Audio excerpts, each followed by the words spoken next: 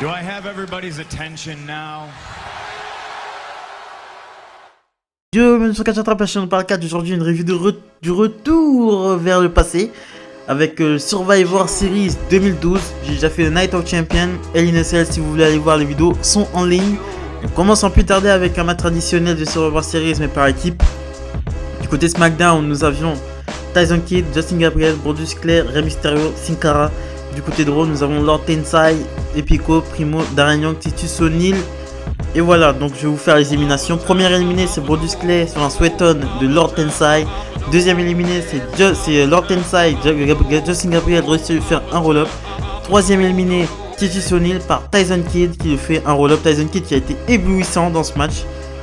Quatrième éliminé, c'est Epico, encore éliminé par Tyson Kidd qui a brillé. Tyson Kidd qui a apporté le sharpshooter, la prise de son mentor Bret Hart à Epico pour l'éliminer.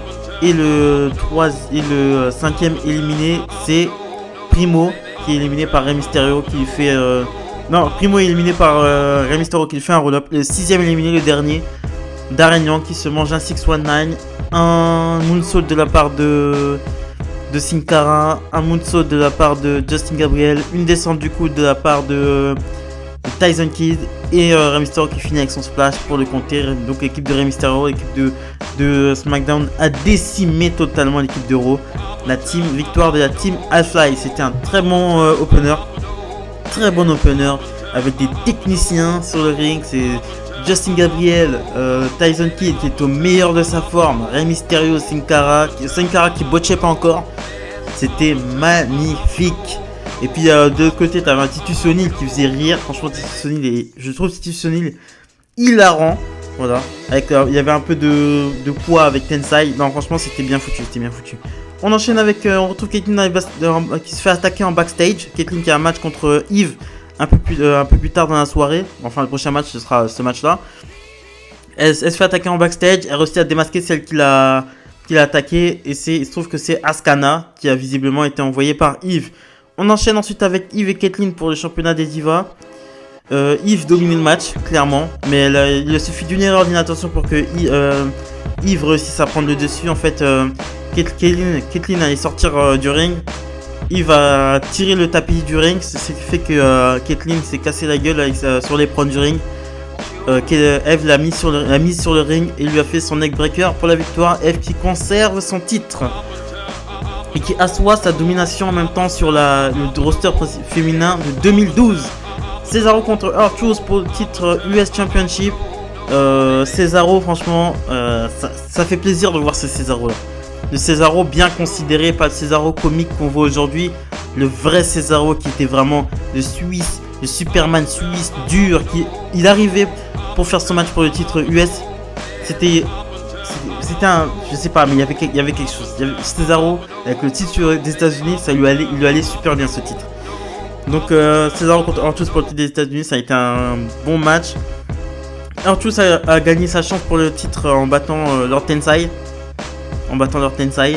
Et victoire de Cesaro qui esquive le sort de coup de pied en ciseaux que fait R-Truth, très inspiré du book End. Et ensuite place son neutralizer pour la victoire. Cesaro qui conserve le titre. Ensuite on voit une petite vidéo, une petite promo. Bon, c'est pour faire passer le temps. Vicky Guerrero qui a diffusé des messages d'AJ Lee qui disait que AJ Lee disait à John Cena dans les messages que Vicky Guerrero a dévoilés. Elle disait qu'elle pouvait pas lui résister, si elle le voyait elle allait lui sauter dessus entre guillemets quoi, parce que AJ était vraiment la chaudasse à l'époque. Elle avait cette réputation un peu de chaudasse, un peu de meuf qui colle tous les mecs, c'était un peu sa réputation.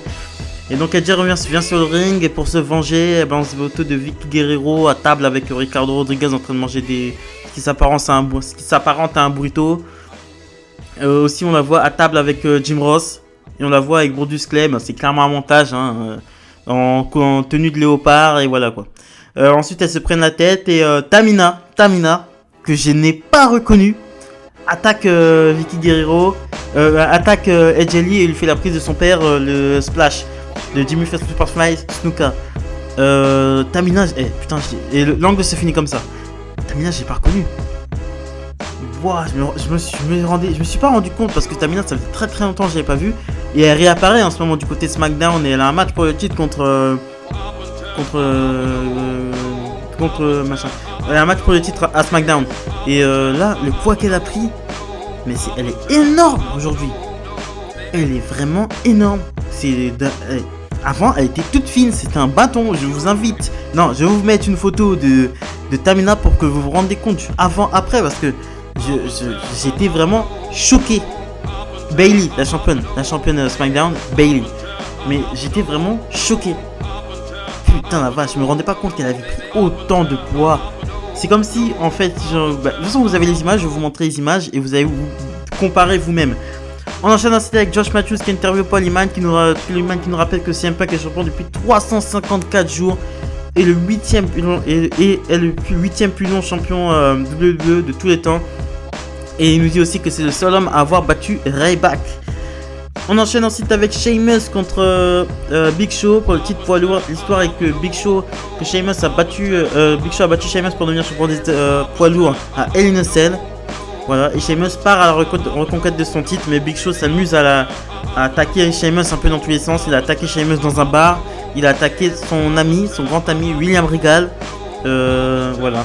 C'était un peu la rivalité, il s'attaquait un peu dans tous les sens, c'était vraiment une grosse brawl quoi, vous voyez qu'il s'aimait pas. Donc le match c'était pas fou, c'était meilleur que à Hell in a Cell, parce qu'à Hell in a Cell c'était ni fait ni à faire. J'aime pas dire que les matchs sont pourris, mais c'était pourri à Hell in a Cell, il faut dire la vérité, c'était nul.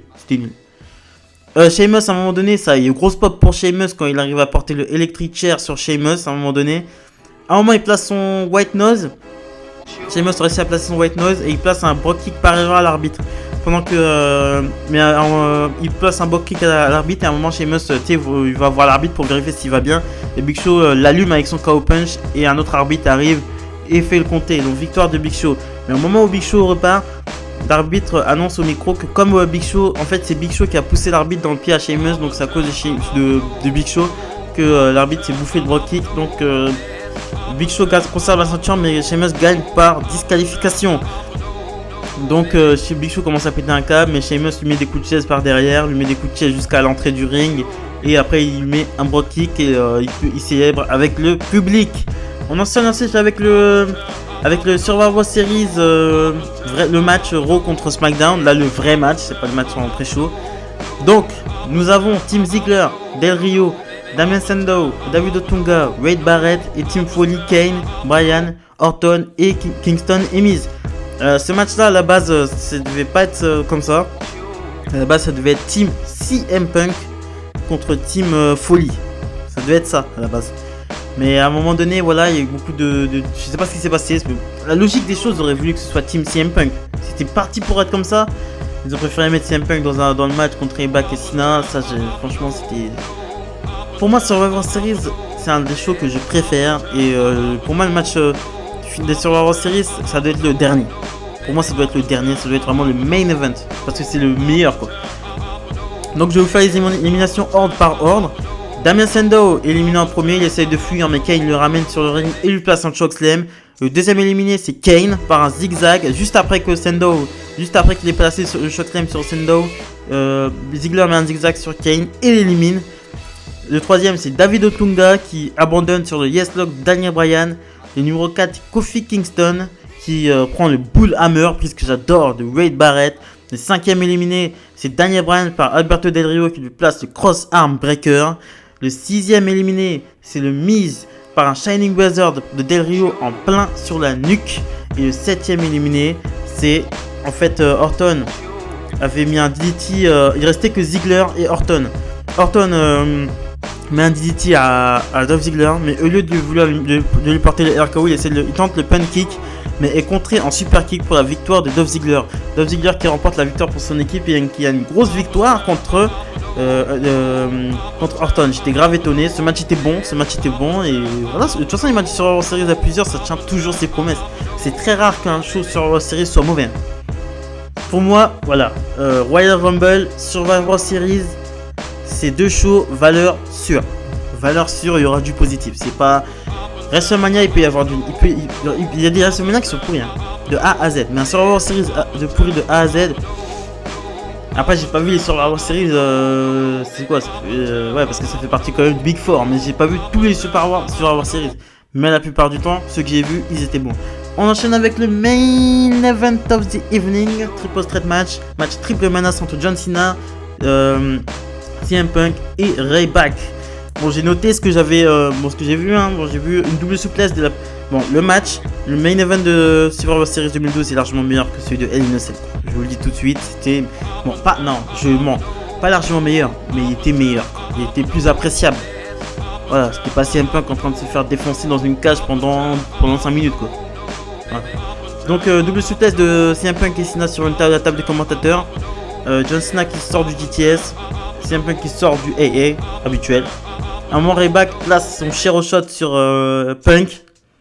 Et ensuite il fait le compter, mais Cena le casse. Donc il passe le Shero Shot sur Cena. Et là Ryback est tout puissant, la foule vraiment pop de ouf. On attend à ce que Ryback devienne enfin champion de la WWE. Mais là, 3 hommes en noir débarquent.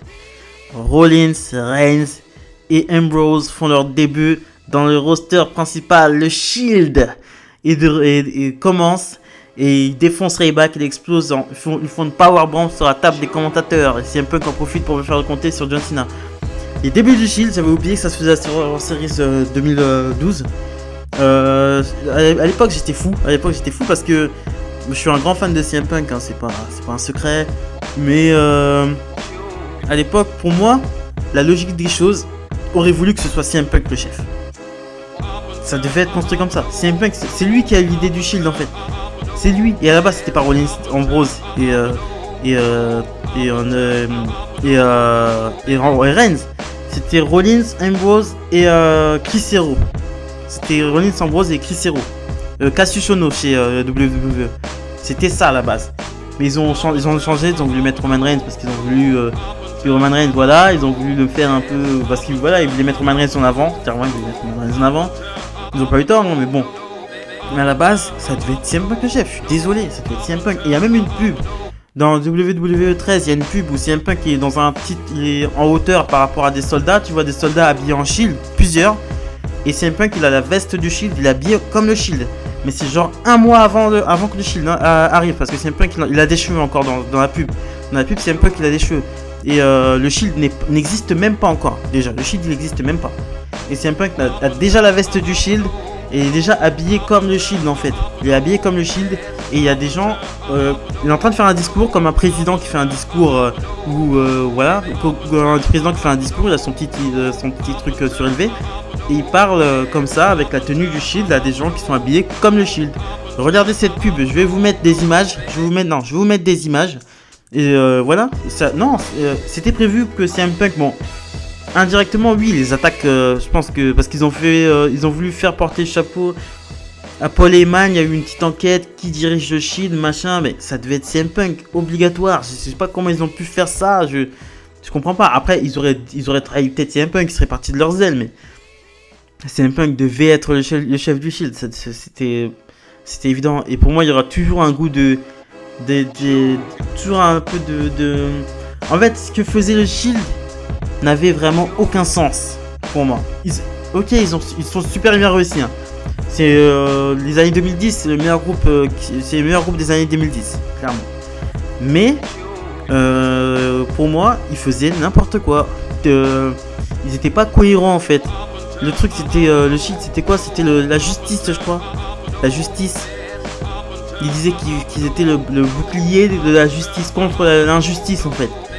Ok, mais à un moment donné, ils étaient dans l'autorité, et après ils étaient plus dans l'autorité, et après ils étaient avec Bray Wyatt, et après ils étaient plus contre Bray Wyatt, contre la Wyatt Family, et après ils sont battus contre l'évolution, et après ils sont avec l'autorité. Oh là là, ça fait beaucoup de virements de situation. Hein. Et le Shield, ils sont restés combien de temps? 3 ans ensemble. 2012, 2013, 2014. Ouais, ils sont restés 3 ans ensemble. 3 ans à faire des face turns et des heel turns incessants. Je trouve que c'est ils avaient pas de direction. Voilà. Il aurait fallu CM Punk pour indiquer une direction au Shield. Voilà, c'est ce que je pensais du Survivor Series 2012. Merci de m'avoir écouté. Abonnez-vous, likez, très important pour le développement de la chaîne. Salut les amis.